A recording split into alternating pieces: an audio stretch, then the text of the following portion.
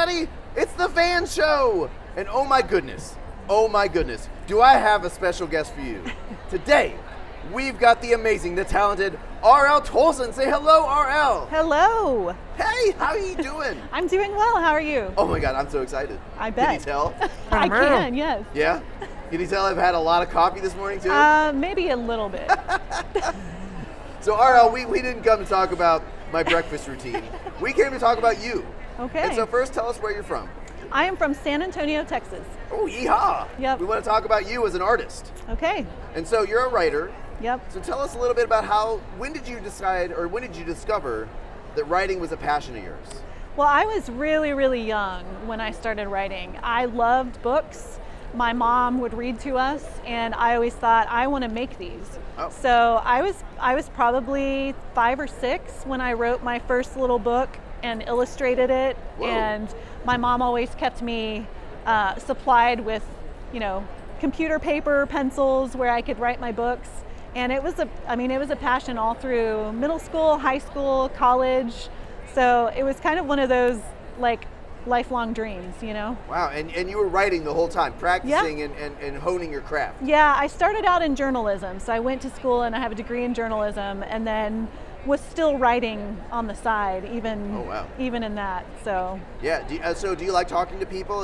Was that a helpful thing in journalism? Actually, yeah, it was. It seems like it would be a kind of a little, side note, but meeting all of the fascinating people, sometimes they become characters in my books. But you write, you say you write 6 or more hours a day. Uh-huh. So you're always writing. I was wondering how you deal with writer's block, but if you're writing 4 books at a time, I imagine that's not much of an issue.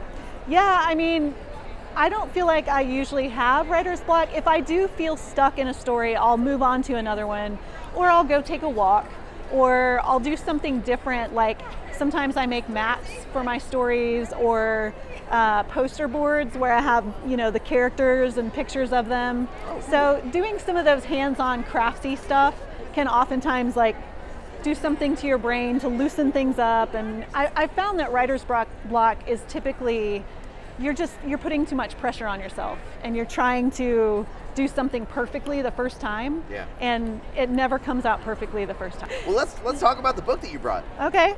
The First Magnificent Summer is coming out in May.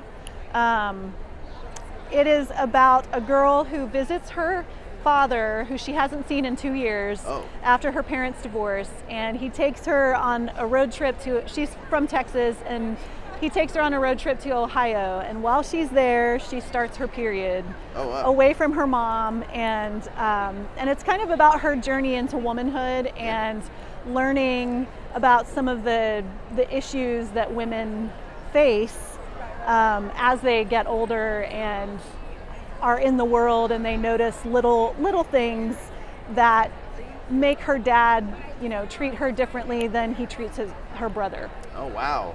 So was there some personal experience that went into this story? It's very close to some things that I experienced as a kid. So I put a lot of myself into the book and tried to make it genuine. She struggles with anxiety and mild OCD, and so a lot of that is that's stuff that I know. And I did start my period, my very first period, 1,000 miles away from my mother. Oh no. So a lot of it, a lot of that goes into the book. Yeah, well, I imagine a very relatable story. Yeah.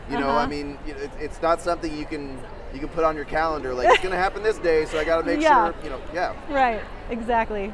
So. Well, cool. So, and I like that you're writing a story about, a very universal experience, but also an experience that makes people feel very alone. It's definitely. It's one of those things where it's this happens to everybody, and everybody feels alone when it happens to them. Yeah, yeah. That's one of the magical pieces of being a writer is you tell your story, but it turns out that it's kind of universal, There's always something that somebody can connect with in that story. So. That's so cool. That's excellent. So now, this is your 500th book? Well, it's my 3rd traditionally published, and then I do a lot of, I have a pen name and I self-publish on the side, and that's how I get things out really quickly. You gotta, I with your website, it goes on and on. Yeah. You are so prolific. It's a lot, yeah. No, it's amazing. There's a lot up here that has to get out on the page. You gotta get it out. And as it gets out, more comes in, right? Yeah, that's right. It really is. The more you use your skills, the more the ideas come. I love that. Yep. So now, we're almost out of time, but I did want to mention this. You are a Junior Library Guild author. Yep. Very cool. Yeah, thank you. Very cool. Congratulations. Thank you. So now they had a question for you about this book. Okay. All right, so you ready for this? I am. All right, here we go. Do you think the story would have been different if Jack had been the family writer? Or do you think that their father would have accepted Jack as the family writer?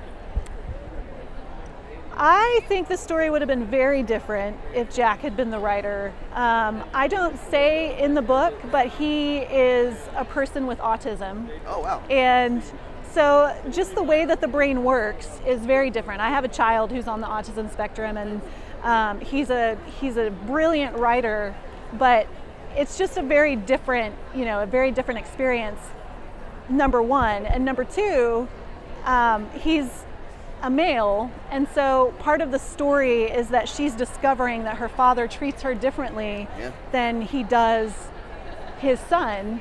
And so I think Jack would have had a different experience, even though he would have experienced his father's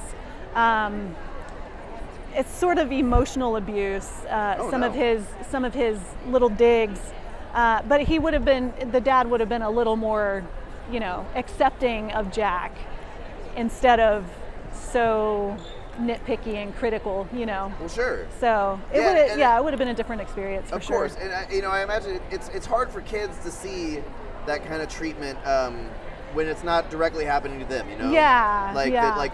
My sister's being treated unfairly. Yeah.